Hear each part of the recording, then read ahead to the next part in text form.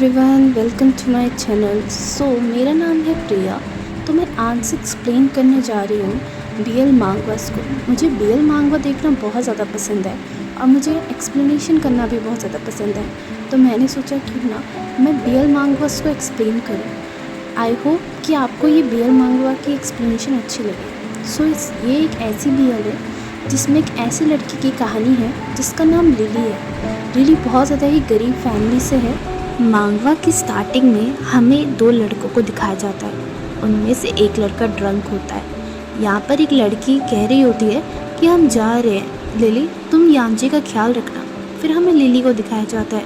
यहाँ पर लिली कह रहा होता है क्या ये इतना ज़्यादा ड्रंक हो गया है कि अपने आप को बिल्कुल भी नहीं संभाल सकता है। फिर हमें यांजी को दिखाया जाता है। यांजी एक यंग मास्टर होता है और ये लिली का रूममेट होता है।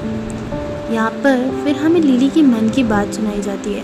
लिली यहाँ मन में बोल रहा होता है कि यांजी एक प्ले बॉय है, लेकिन फिर भी इसने अपनी गर्लफ्रेंड को कभी भी मिसट्रीट नहीं किया है और अपनी गर्लफ्रेंड की तरफ ये हमेशा जेनरस रहा है। अब ये यहाँ ड्रंक हो गया है तो ये नॉर्मल है कि ये आउट ऑफ कंट्रोल चले गया होगा।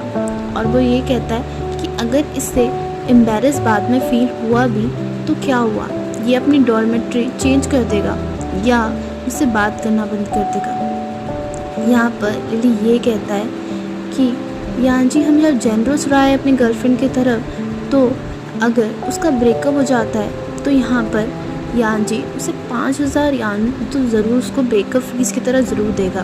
और 5000 यान लिली के लिए बहुत ज़्यादा है, क्योंकि लिली की फैमिली में से उसके फादर हॉस्पिटल में हैं और उनकी कंडीशन बहुत ज़्यादा ही ख़राब है। यहाँ पर लिली ये सोचता है कि एटलीस्ट 5000 यान से उसकी पूरी फैमिली एक आधा साल तो अच्छे से जी ही लेगी।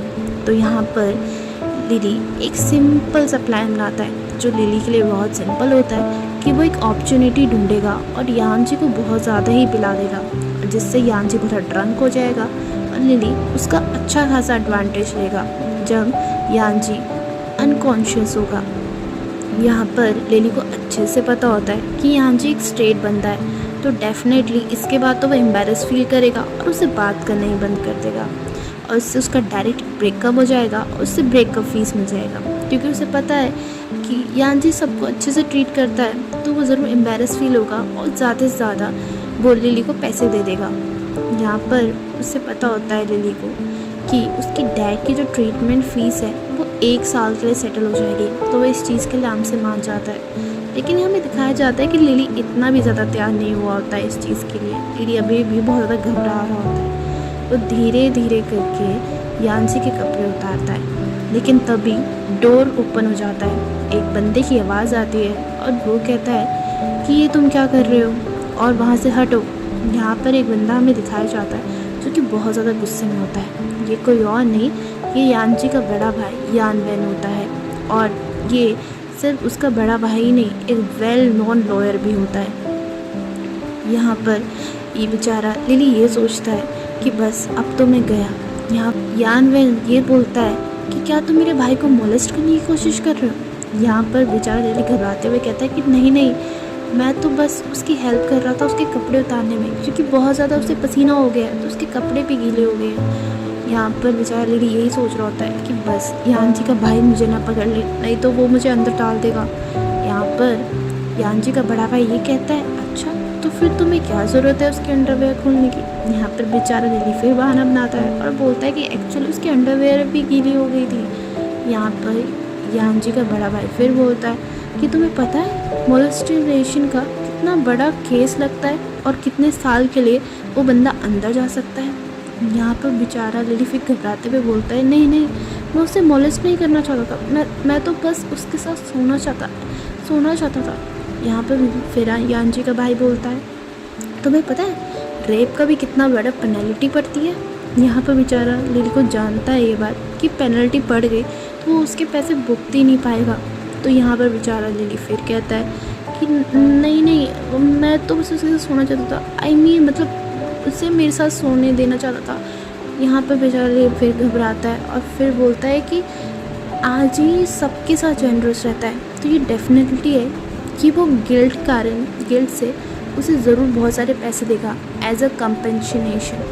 यहाँ पर फिर वो सॉरी मांगता है और लिली बोलता है कि मैं बस पैसे कमाना चाहता था, मैं उसके साथ रेप नहीं करना चाहता और भी कुछ नहीं। यहाँ पर लिली का बड़ा भाई कहता है कि तुम एक मैन हो ना, आई मीन तुम एक लड़के हो ना, तो तुम क्यों नहीं कर सकते उसे मोलेस्ट। यहाँ पर वो बोलता है तुम मेरे साथ आओ। यहाँ पर वो लिली का हाथ पकड़ लेता है और गुस्से में से कहता है मैं तुम्हें पुलिस स्टेशन लेके जाऊँगा। यहाँ बेचारा लिली घबरा जाता है और वो यहाँ कहता है कि नहीं नहीं, मैं ये नहीं करना चाहता था, प्लीज़ मुझ पर विश्वास करो, मैं नहीं कर सकता ये चीज़। यहाँ पर फिर लिली सोचता है मैं क्या करूँ, अब मैं क्या करूँ। लिली यहाँ ये सोचता है कि वो जेल नहीं जा सकता है, और अगर वो गया तो उसकी मॉम और डैड का केयर कौन करेगा। तो यहाँ बेचारा लिली एम्बैरस होते होते इतनी बड़ी बात बोल देता है। यहाँ पर वो कहता है कि एक्चुअली वो क्यों नहीं मोलेस्ट कर सकता है यांजी को, क्योंकि उसे डेवलपमेंटल डिफेक्ट है, मतलब वो कभी हार्ड नहीं हो सकता है। कोई कितना भी कोशिश कर दे, उसे किसी को देखकर या किसी भी तरीके से उसे कोई हार्ड नहीं कर सकता। ये चीज़ लिली का बड़ा भाई भी सुनता है और यहाँ पर वो ये बोलता है ठीक है, मुझे प्रूव करके बताओ कि तुम हार्ड नहीं हो सकते। यहाँ पर बेचारा लिली की ऐसी की तैसी हो गई होती है। बेचारा लिली कहता है क्या तुम मुझे माफ़ कर सकते हो। यहाँ पर लिली का आई मीन यांची का बड़ा भाई बोलता है नहीं, मैं एक ऐसे इंसान को माफ़ तो नहीं कर सकता जिसने मेरे भाई को मोलेस्ट करने की कोशिश की थी। और यहाँ पर यांची का बड़ा भाई ये बोलता है कि तुम अपनी पैंट खोलो और मुझे दिखाओ कि तुम हार्ड नहीं हुए हो या तुम हार्ड नहीं हो सकते। बेचारे लिली को अपने आप को प्रूफ करने के लिए अपनी पैंट उतारनी पड़ती है। यहाँ पर फिर लिली बोलता है कि देखो, यहाँ पर लिली ने एक वुमेन अंडरवेयर पहना होता है क्योंकि लिली को अपना सक्सेस रेट बढ़ाना होता है। यहाँ पर लिली का भाई बोलता है कंटिन्यू, सॉरी यांची का भाई बोलता है कंटिन्यू। यहाँ पर लिली कहता है देखो मैं झूठ नहीं बोल रहा था, और यहाँ बेचारी लिली के पूरे गाल लाल हो चुके होते हैं। यांची का भाई कहता है लेकिन फिर भी तुमने क्राइम तो करने की कोशिश की है ना, ये तो तुम्हारी गलती है। यहाँ पर फिर यांची का भाई लिली की फ़ोटो खींच देता है और इसे एक एविडेंस के तौर पर रखता है कि आइंदा से अगर फिर से लिली ने ऐसा कुछ यांची के साथ करने की सोची तो यांची का बड़ा भाई उस ये एविडेंस से उसे अंदर डाल सकता है। यहाँ पर फिर यांची का बड़ा भाई बोलता है कि आज से तुम्हें किसी भी तरीके से मेरे भाई से दूर रहना है, तुम इंटरनेशनली आई मीन इंटेंशनली उसके क्लोज़ नहीं आ सकते। यहाँ बेचारा लिली उसका मुंह तो रोने जैसा हो गया था, और यहाँ पर वो बोलता है क्या मैं इतना ज़्यादा डिटेस्टेबल हूँ इसके लिए। तभी यांची का बड़ा भाई लिली का चेहरे की चेन पकड़ता है और उसका चेहरा अपनी तरफ लाते हुए उसे कहता है क्या तुम मुझे सेड्यूस करने की कोशिश कर रहे हो, लेकिन मैं ऐसे लड़कों से सेड्यूस नहीं होता क्योंकि मुझे तुम जैसे लड़के बिल्कुल पसंद नहीं हैं। लेकिन यांची का बड़ा भाई लिली के इतने करीब आके ये बात बोलता है कि लिली भी ये चीज़ शॉक हो जाता है और बस उसे देखता ही रह जाता है। इस मांगवा का फर्स्ट चैप्टर यहीं एंड होता है। आई होप आपको मेरी एक्सप्लेनेशन अच्छी लगी हो। अगर आपको ये अच्छी लगी है तो प्लीज़ लाइक, सब्सक्राइब और कमेंट में ज़रूर बताना कि आपको ये कैसा लगा और कौन कौन सी मांगवा आप चाहते हो जो मैं एक्सप्लेन करूँ। सो मैं इसका सेकंड चैप्टर जल्दी लाऊंगी, तो उसके लिए भी आप कमेंट कर देना कि इसका नेक्स्ट पार्ट आपको चाहिए। सो तब तक के लिए बाय।